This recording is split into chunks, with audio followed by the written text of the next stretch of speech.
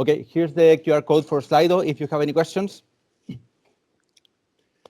And okay, the guys in the past really had it tough. You know, they were explorers, they were through the world, and they had no idea where they were going. So they had maps like this. Some of them were actually very accurate, particularly Europe, but then some other parts were a bit blurry. People had some idea how things were.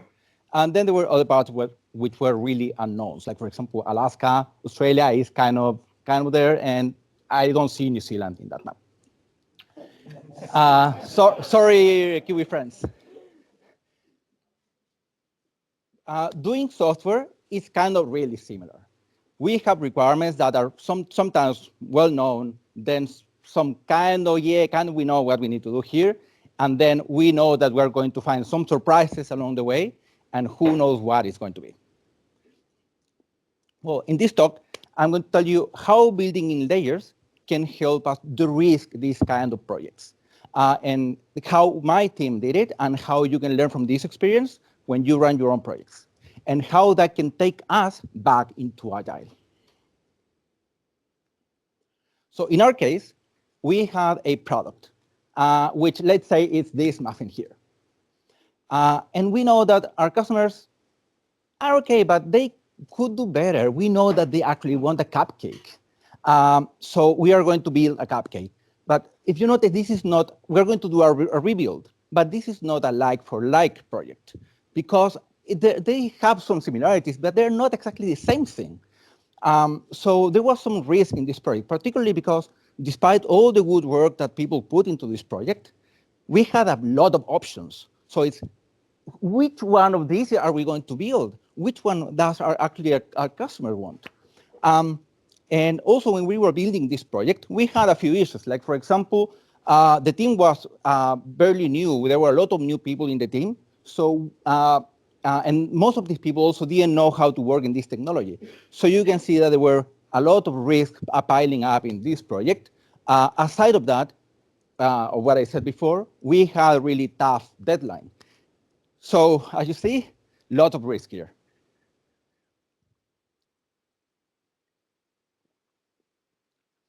What are the risks really? So first of all, we could actually build something that doesn't meet the expectations of anyone. Or maybe we can finish in time, but with lots of bugs that we then need to fix. Or maybe we don't even finish in time. And what are the consequences for people? Like, for example, developers may experience a lot of burnout working on these kind of projects. Or the other thing is that they may be blamed because of the estimates they gave that were not met. So it's kind of not nice. So going back to this project, let me show you an example of what happened and what we did.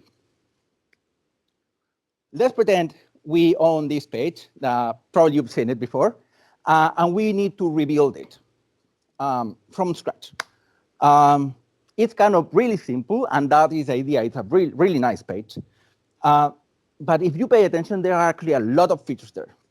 I'm not going to name it. You can see that. So kind of common approach in software development is to actually go feature by feature, implementing them all. Let's say this is our MVP, and we need all of those features. So, okay, let's go one by one. But what happens if we run out of time? We could get something like this. An awesome project, but okay, where are the wheels? The goal, the function of this product is to take a person from one place to the other. This product doesn't meet the requirements. It's the most basic requirement. So it doesn't matter. And worst of all, if you think of this, people were rushing to try to get the car finished, right? They just missed the wheels, not big deal. But who can tell about the quality of the rest of the product, because everyone was rushing to try to complete this car? So maybe it looks nice, but probably it isn't really, right? This is not a new problem. We've known this before. I can see a lot of very young faces here, so probably you don't know this. But a couple of decades ago, at the end of the last century, there was the more prominent methodology for development software was waterfall. You heard it. Okay. Anyone here doesn't know what waterfall is? Please raise your hand. Okay, 1, 2, 3. Oh, okay, that's fair enough. I'm gonna make a summary of that. Basically, waterfall says do requirements, then do design, then do all the coding of your product end to end, and then do QA. And that was supposed to work. But for some reason, it just didn't work ever. Well, a few times it did. But there are really well-documented cases of products when companies spend millions of dollars trying to build products, and they just fail, and they were never finished.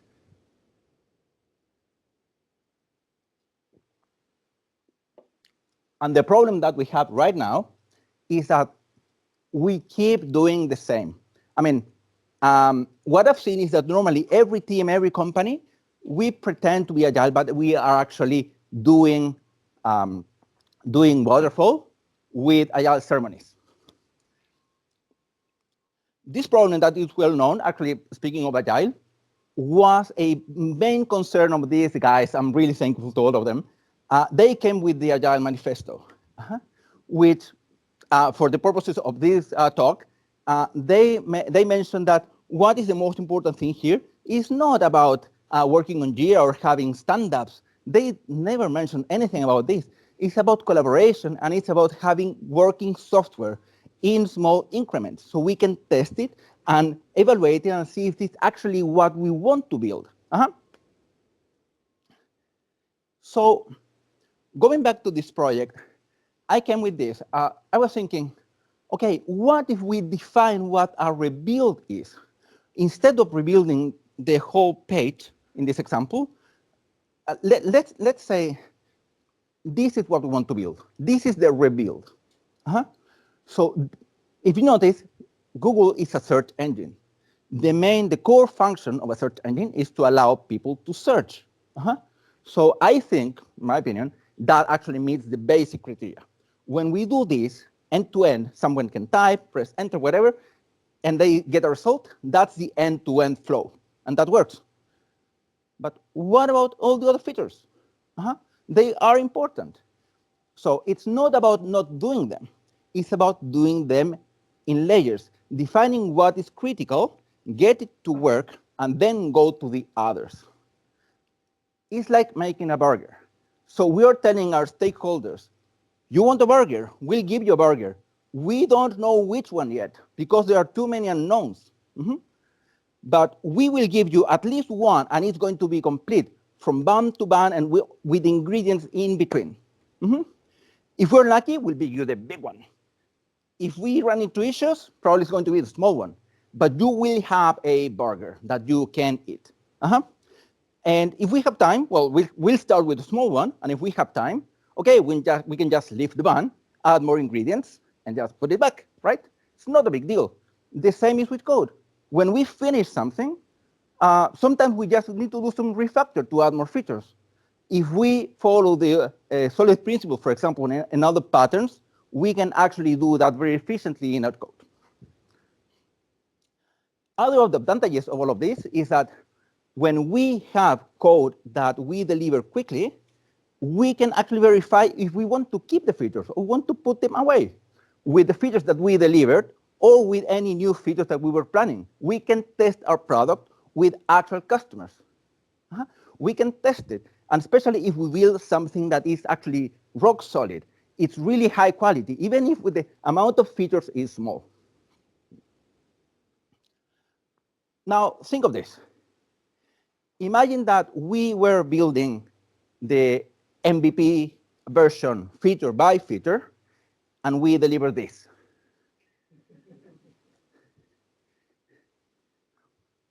Look, I can tell you that, well, clearly some of the core features here are missing.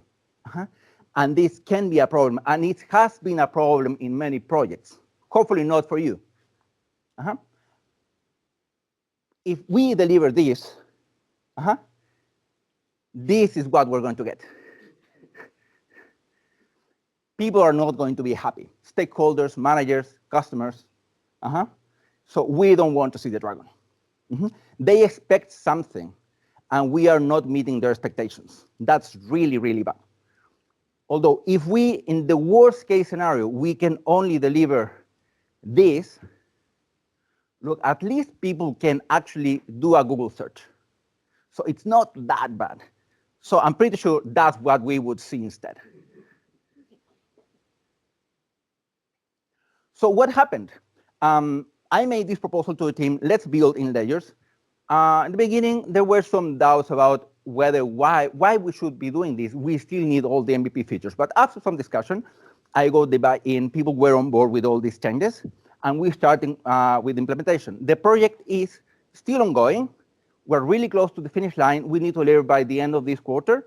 But look, although we found some issues along the way, and because of that, I can tell you definitely there was no way on earth that we were going to finish the MVP requirements.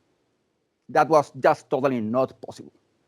But we're going to deliver like the core features, plus some extra features that are useful anyway for our customers.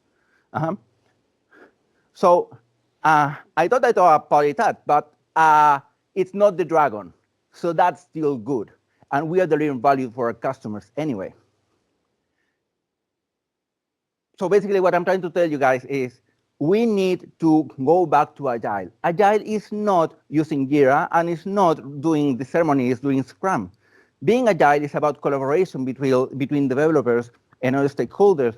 It's about having software that we can run, that we can deliver, that goes built in increments, and that we can test with customers, we can test ourselves, and it can adapt over time. So please, let's not go back to waterfall. Okay, thank you.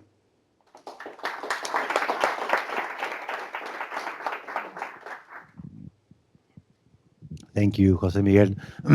Sorry, I have a few questions for you. Look, I'm very doubtful of asking you this question, but I'm gonna take it with positive intent. Yeah? Is it true, Jose Miguel, that this is your first public talk? Yes, it is.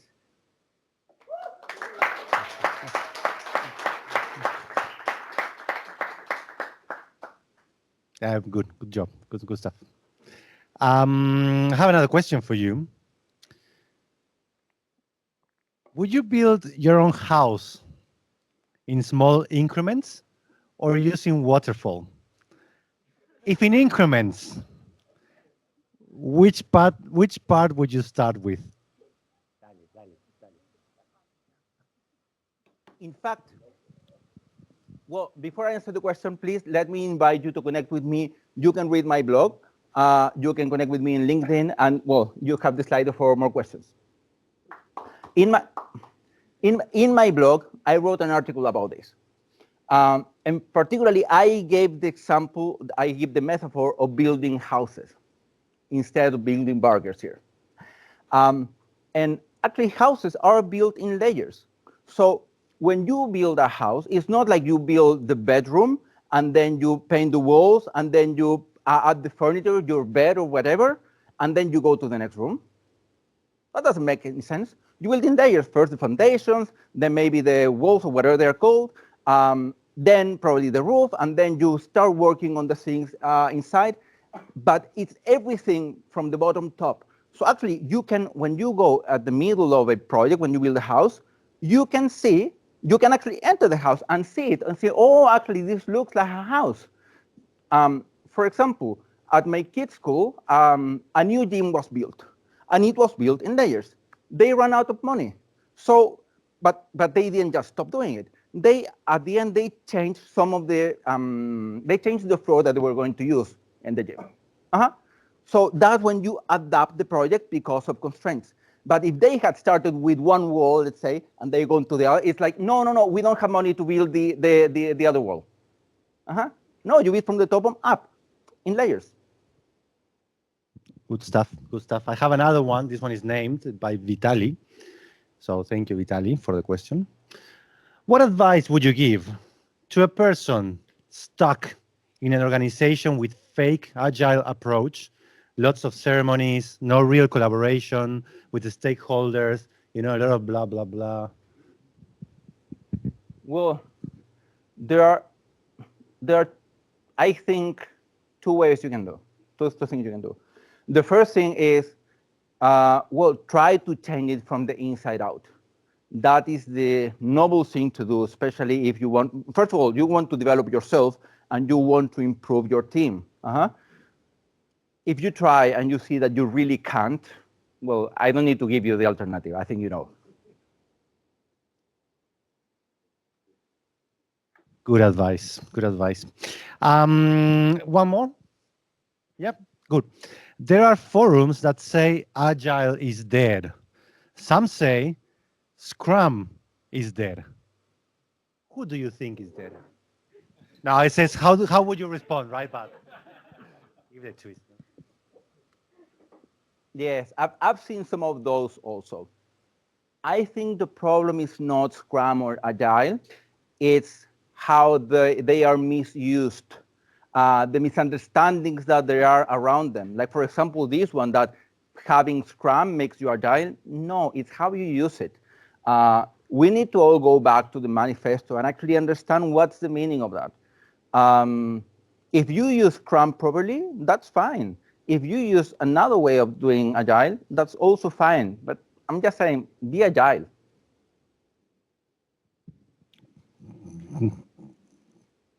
Thank you very much. All right.